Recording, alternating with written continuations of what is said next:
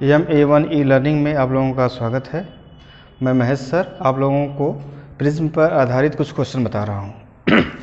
देखिएगा यहाँ पर क्वेश्चन, यदि एक प्रिज्म के प्रिज्म कोण का मान 60 अंश है तथा प्रिज्म के पदार्थ का अपवर्तनांक √3 है तो प्रिज्म के न्यूनतम विचलन कोण डेल्टा एम का मान बताना है। ठीक ना। इस क्वेश्चन में देखिएगा आपको दिया क्या गया है, कह रहे हैं प्रिज्म के प्रिज्म कोण का मान। ठीक ना। जो प्रिज्म होता है मान लेते हैं कि ऐसा होता है आपका ABC, तो जो ये एंगल बनता है इसको आप अपवर्तक कोण बोलते हैं, इसी को प्रिज्म कोण कहा जाता है। ठीक ना।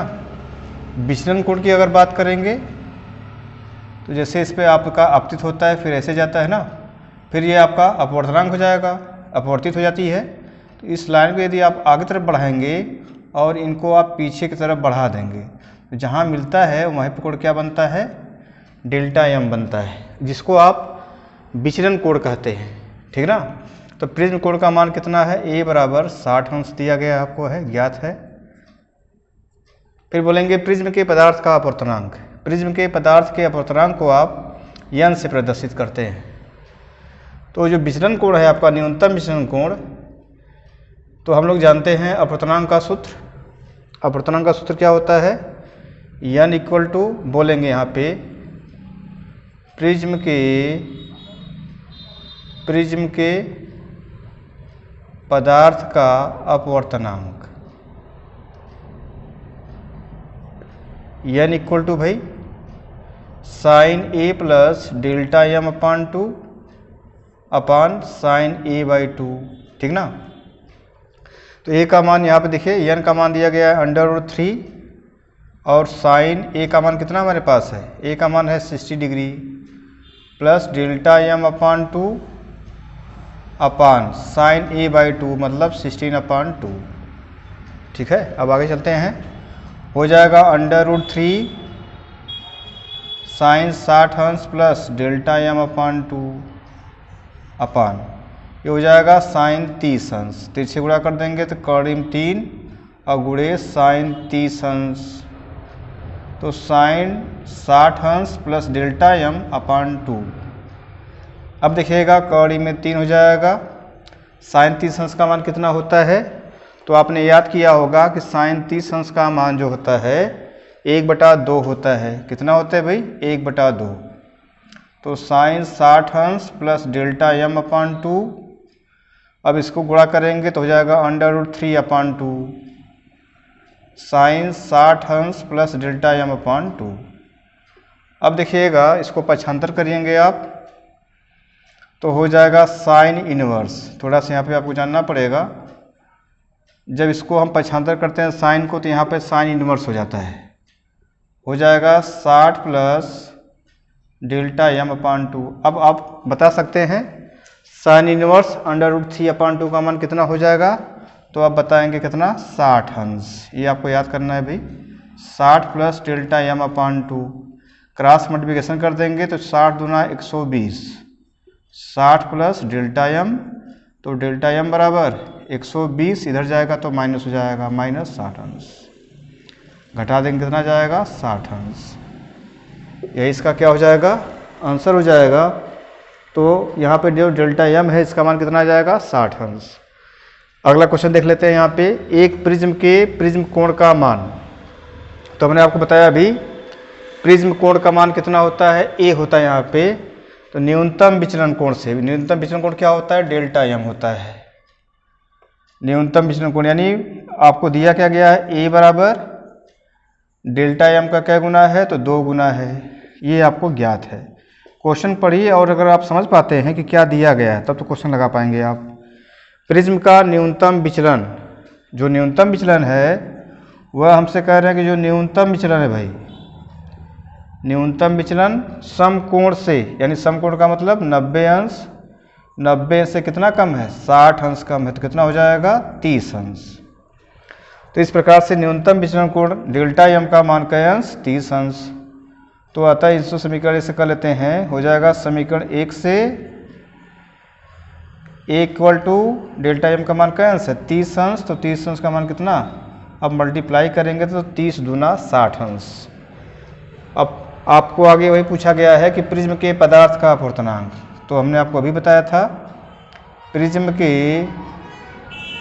पदार्थ का अपवर्तनांक सूत्र क्या होता है, तो n बराबर sine A plus delta m upon 2 whole upon sine A by 2, ठीक ना। तो इस प्रकार से सूत्र आपका कितना हो जाएगा भाई, n बराबर sine A plus delta m upon 2 upon sine A by 2, ठीक ना। अब देखिएगा यहाँ पे हम लोग मान रख देते हैं, तो हो जाएगा n इक्वल टू साइन ए का मान हमारे पास कितना आ गया, यहाँ निकाला हुआ 60 अंश, और डेल्टा एम का मान अभी हमने आपको बताया था, डेल्टा एम का मान यहाँ पे कितना है 30 अंश अपान 2 इतना हो जाएगा। फिर sine A by 2, sine A by 2 का मतलब कितना, ए का मान हमारे में कितना दिया गया है 60 अंश, तो 60 अंश अपान 2, तो n बराबर 60 और 30 90/2 अपान साइन 30 अंश हो जाएगा भाई। तो n इक्वल टू भाग दे देंगे, हो जाएगा 45 अंश और साइन 30 अंश। अब बता सकते हैं साइन 45 अंश का मान कितना होता है, तो आप बताएंगे 1 अपान √2, फिर साइन 30 अंश का बताइएगा तो 1/2, तो n बराबर ये ऊपर जाएगा तो उल्टा हो जाएगा भाई ऐसे 2 अपान √2, ठीक ना। अब इसका क्या करेंगे आप, परिमेयीकरण कर दीजिएगा, √2 से अंश तथा हर में अर्थात न्यूमरेटर और डिनोमिनेटर में मल्टीप्लाई कर देंगे, तो हो जाएगा n इक्वल टू 2 √2, ये दोनों आपका जब 2 अंडर रूट रहता है तो एक बाहर आ जाता है, हो जाएगा 2। अब 2 से 2 क्या हो जाएगा, कैंसिल। कितना आ गया, n बराबर √2, ठीक ना। अगर √2 का आप निकालेंगे वर्गमूल तो आ जाएगा 1.41, ये आपका क्या हो जाएगा इसका आंसर। चाहे यहाँ पे करके छोड़ दीजिए, चाहे यहाँ तक करिएगा आप, ठीक ना। एक क्वेश्चन आपसे पूछा जाता है कि टिंडल प्रभाव किस में पाया जाता है। अगर आपसे पूछा जाए कि टिंडल प्रभाव किस में पाया जाता है तो क्या बताएंगे आप, कहाँ पर पाया जाता है बता सकते हैं। टिंडल प्रभाव जो होता है आपका कोलाइडी विलयन के द्वारा पाया जाता है, कोलाइडी विलयन के द्वारा, ठीक ना। कह रहे हैं कि जो तारों का टिमटिमाना है इसमें कौन सी क्रिया होती है।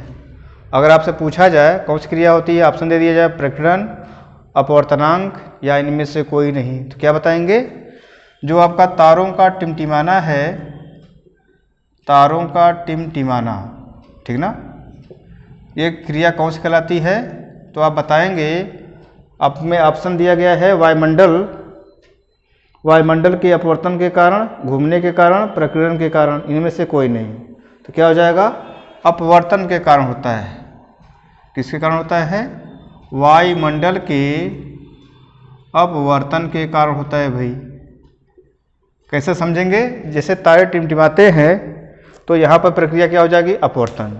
जहाँ आपको ये नजर आवे कि यहाँ धोखा है, वहाँ पर कौन सी क्रिया होती है, अपवर्तन की क्रिया होती है।